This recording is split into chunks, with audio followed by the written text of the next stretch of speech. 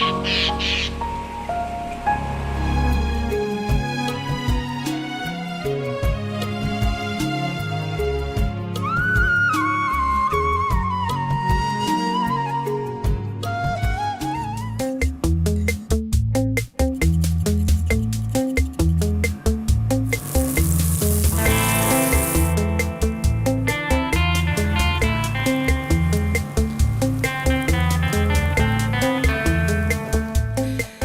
всем! Вы на канале «Замуж в Индию». А я сейчас собираю завтрак Артуру в школу.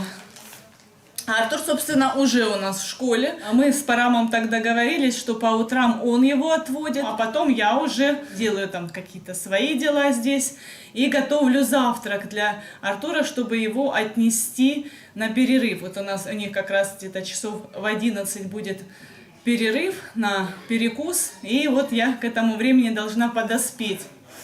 И потом я уже его дожидаюсь до окончания занятий возле школы, и потом мы вместе идем домой. Вот смотрите, такие вот тосты я сегодня приготовила Артуру. Очень простой рецепт, очень легко делается, быстро. И в итоге получается вкусно, просто пальчики оближешь, Артур обожает. В мисочку разбиваешь 2 яйца, у нас, кстати, яйца домашние, очень вкусные, желточки прямо аж горят, как солнышко. Потом добавляю туда сливки и сгущенное молоко. Потом обмакиваю тосты, уже как бы нарезанные мы покупаем, и обжариваю на сковороде на сливочном масле. Тогда они еще получается с таким вкусным ароматом. Это я приготовила Артуру. Сейчас ему буду укладывать ланчбокс. И себе приготовила на завтрак, пожарила 2 яйца, ну еще тоже тосты. Вот 2 яйца тоже, вот эти вот, кстати, посмотрите. Ну они маленькие, но очень вкусные и сытные. Мне вот до этого завтрака хватит надолго. Я ему края пообрезала. На вкус вообще как бисквит получается. Вот, укладываю. Ну, он, видите, может, вы скажете, что мало. Маленький такой скудный завтрак, но на самом деле он больше не съедает. Ну, смысл набирать. Еще вот я ему орешков положу туда. Чай дам. Вот, еще постараюсь заснять на видео, что другие дети едят на завтрак в школе. И интересно, что вы готовите своим. Так, ну все, иду в школу. Сегодня, смотрите, Парам меня решил немножечко провести. Просто, ребята, ну на самом деле страшно идти почти целый час через дремучий лес в джунглях, где полно диких обезьян, змей. Я уже не говорю про людей, которые тоже могут иногда быть опасными. Вот, ну это по утрам, и когда уже забираешь ребенка со школы, тогда мы идем всей гурьбой, очень много людей, тогда вообще не страшно. Когда мы стараемся кому-то приклеиться и идем вроде как вместе. Когда-то я рассказывала, что на нас даже набросились обезьяны, но они действительно бывают небезопасными. Так что иногда, вот как сегодня, мне везет, и Парам соглашается меня немножечко провести. Да, кстати, по поводу вот этой вот ситуации, про которую я рассказала в предыдущем видео, что у нас что-то, ну, вернее, как я рассказала, что у нас что-то произошло, но что конкретно я вам тогда не рассказала. Сегодня я расскажу, потому что немножечко мы эту проблему разрулили. Поэтому можно будет поделиться с вами. Это, наверное, после того, как Парам сходил в храм, помолился. Ну, действительно, индийцы очень в это верят. А знаете, когда во что-то веришь, действительно это помогает. Это, ну, не только Парам, но на самом деле это действительно очень правильно они делают. Индийцы, прежде чем вообще какое-то дело начать, ходят к астрологу, в храм. Это очень важно для них. И причем это касается абсолютно всех. И богатых, и средних, и бедняков. Про то, что у нас произошло, наверное, уже я вам расскажу, когда пристроюсь возле школы. Буду ждать Артура, тогда будет поспокойнее. Я сейчас вот вместе с Парамом расслабляюсь и наслаждаюсь этой природой, а когда одна иду, так вот все время в напряжении, боюсь, что то ли собака на меня набросится, то ли змея будет проползать рядом. Ну и, соответственно, люди тоже, ну кто их знает. This is now your duty. Every day you must be coming here. Don't be afraid here. Matharan very safety. Tourist place must be very, very safety. Мне кажется, что Парам хочет репутацию Матарана подводить. Поэтому он так говорит, что это очень хорошее туристическое место, безопасное и нечего бояться. Да, кстати, я еще не сказала, еще и леопарды здесь обитают. And one day I saw deer. No problem, deer. Но леопардов я, честно говоря, не видела и не желаю увидеть. Deer not there. Но действительно, люди говорят, что они здесь есть, обитают где-то. А вот оленей я, собственно, сама вместе с Артуром видела. Мало ли кто тут еще может быть. Что такое? Говорит, быстрее. Думала уже, знаете, когда начинаешь такое обсуждать, уже нагоняешь себе страх, и тут пора, давай, ну что-то так буркнул. Я думала, что-то он кого-то уже увидел. А он говорит, давай быстрее, а то уже скоро начнется этот перерыв, чтобы успел, Артур, чтобы успел покушать. Arthur, take. ले वैभव थोड़ा ले ना पूरा ले हाँ तो एक काम करो कल से तुम बैठे हो जाती हो दैट्स व्हाई करेंगे ऐसे you seat here near with Arthur all children हा हा हा mama make good food for you okay so I go Sweden huh my baby business do you know what business okay I get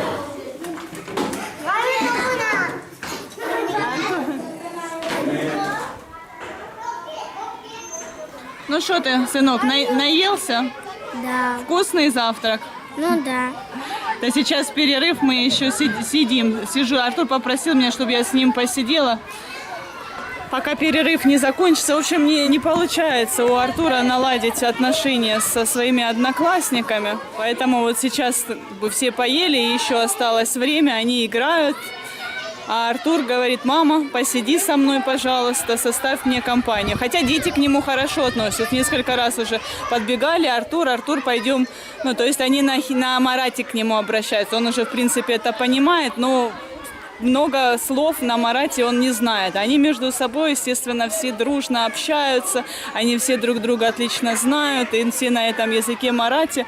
А Артур, я думаю, что тут не только языковой барьер, характер еще тоже влияет на все это. Вот видите, все проходят мимо, здороваются, очень к нему хорошо относятся. Ну а он что-то, вот я же говорю, что ему, он со своими, вот когда Сурадж был, Никель, это вот компания, он с ними себя чувствует просто как рыба в воде. А здесь все иначе. Сидит на последней партии один. Но вот сегодня смотрю, мне, знаете, так неприятно на это смотреть, что ребенок на последней партии сам сидит, грустит, говорит, мама, я хочу домой. То есть никакого удовольствия от школы ребенок не получает.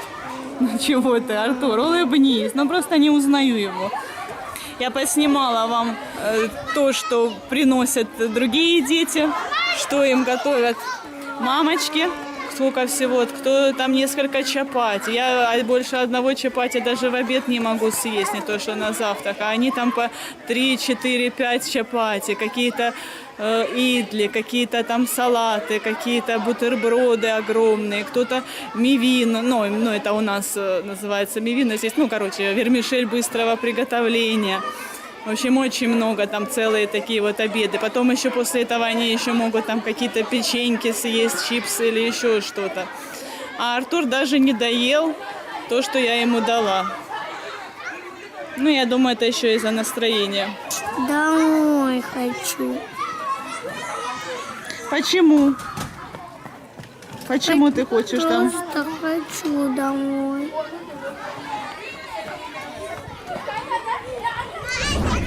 Ну вот, у Артура начались занятия, а я буду его ждать здесь, возле школы, на стадионе. Примерно через 2 часа у него закончится занятие, и мы пойдем вместе домой. Но, в принципе, я планирую в скором будущем утром просыпаться часов в 6, готовить ему завтрак, и чтобы Парам его отводил уже с едой. А потом уже сама буду приходить под конец занятий, и, соответственно, будем вместе идти домой. Парам на этом настаивает. Он говорит, что, Наташа, ты не права, и вот ему нужно самому пройти этот челлендж. То есть я вот сейчас прихожу в этот перерыв для того, чтобы его как-то поддержать. То есть я знаю, что он меня ждет, ему так приятно, что я хотя бы эти полчаса с ним нахожусь, общаюсь.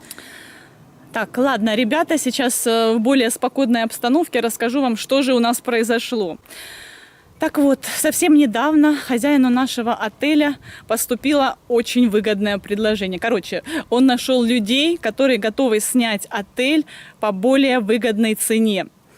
И он подозвал Парама, говорит: Парам, чтобы через 2 недели вас здесь не было. Представьте, какой был у нас шок. И у меня, и у Парама, и у Артура в том числе, потому что он все прекрасно понимает. Я представила, как мы будем вообще, то есть через 2 недели, это такой короткий срок, где мы будем скитаться, где мы будем жить, на какие деньги мы будем жить. Вот уехать на родину нам с Артуром сейчас, как вы понимаете, нельзя, там опасно.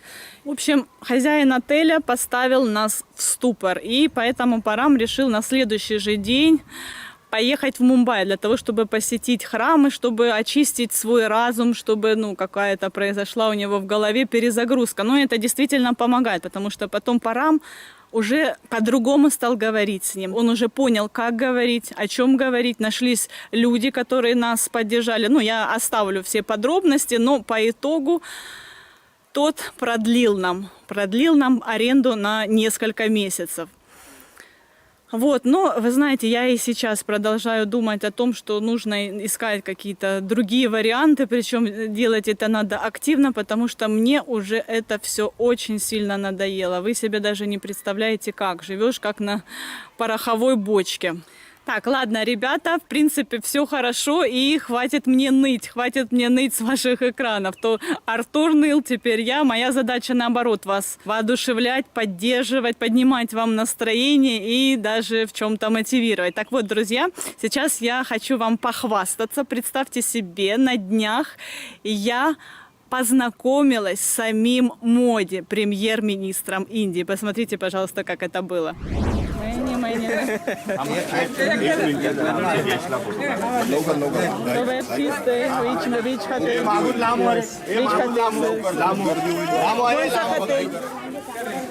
You don't know? Ask.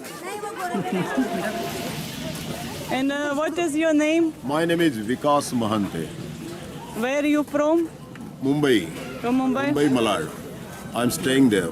So maybe you some relatives of Modi? No? Yes, yes, Yes? yes, absolutely. Okay. Bye. Представьте, друзья, весь Матаран переполошился. Вот это тот мужчина, вылитый Моди. Все сфотографируются с ним. Прибегает Хусейн вместе с Насимом. Где Баби? Баби, быстрее, иди сфотографируйся вместе с Моди. А Парам у нас вообще его фэн. Они сначала пошутили, что это настоящий Моди приехал сюда, в Матаран. Парам не поверил. Насколько бы он ни был наивным, но в это он не поверил. Но я, естественно, побежала. Видите, мужчина действительно осознает это сходство и пользуется этим. Сейчас. Мобайл. Боже мой. Job. Thank you. Bye. Come, go. Я думаю, что вы все поняли, догадались, что это не настоящий Моди и даже не его родственник, даже не двойник. Но на самом деле, насколько поразительное сходство. Просто я сейчас показываю эту фотографию своим знакомым индийцам. Они сначала вообще не могут понять, как это так, где это, что это такое.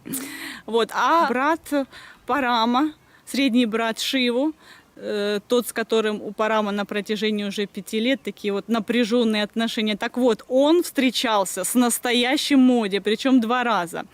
Он этот брат занимается общественной деятельностью, состоит в партии. И вот когда Моди приезжал в Карнатаку, он с ним встречался, жал ему руку, общался. И, естественно, Парам ему завидовал, не только Парам. Я думаю, что большинство индийцев тоже бы очень хотели так, как он. Я думаю, что многие из вас помнят, я вам рассказывала, что когда заболела их мама, когда Парам поехал в Карнатаку и целый месяц ухаживал за ней, так вот тогда и их, как говорится, братьев объединила эта беда. Они стали тоже между собой общаться, стали, в принципе, общаться, как и раньше. И я думала, что так и будет в дальнейшем. Но вот когда мама умерла, когда Парам снова вернулся в Матаран, тот брат перестал звонить Параму. И общий знакомый позвонил к Параму, сказал, что это жена этого Шиву сказала, чтобы тот больше Параму не звонил. Почему так? Я, точно вам не могу сказать, почему. Ну, вы знаете, в семье Парама, как и в любом индийском кино, как и в любом индийском сериале, очень много разных интриг, я это уже поняла, и очень много разных тайн. Единственное, что мне известно, что вот эта вот женщина, до того, как она вышла замуж за его брата, так вот, до этого Парам и она несколько лет встречались. И даже Парам собирался на ней жениться. Да, друзья, так что выходит мой муж, мой Парам, еще та темная лошадка. Сколько мне еще предстоит узнать тайн, можно себе только представить. Вот, а брат Парама все-таки один раз позвонил. И было это 24 февраля вечером. Я думаю, что все знают эту дату. И позвонил он для того, чтобы узнать, как мои родные в Харькове. То есть, представьте себе, он знает даже, что мы из Харькова. Ну, на минуточку, многие совсем только недавно узнали вообще из какой мы страны. Ну, исходя из этого, я делаю вывод, что несмотря на то, что он не поддерживает общение, не поддерживает связь, все равно он не забывает о том, что у него есть брат, что у него есть племянник и даже есть какие-то далекие родственники в Украине. Ну все, ребята, пошла я забирать сыночка. Вот, долгожданная встреча, представьте себе. Ну, вон он, Артур, смотри. Опять Артур, возвращаясь со школы, получает огромный сюрприз. В этот раз сюрприз Сураж. Ну, посмотрите, как они стесняются. Ну, они очень стесняются, вы видите. Парам вместе с Суражем пошел к нам навстречу, он Парам мне позвонил. Egy minut. Сураж. Мама, я хочу тебе один секрет показать. Ну. Не показывай. О. अरे बोलना चुप ना अरे चुप ना अरे क्या कर रहे हैं मेरे भाई उठ जरा अरे Хотели удивить ребят Матаранский, но даже когда Артур проделывал над ними этот фокус, эксперимент, Никель понял. То есть он даже не рассматривал тогда очки и сказал, что там the same, 3, да, одинаковых.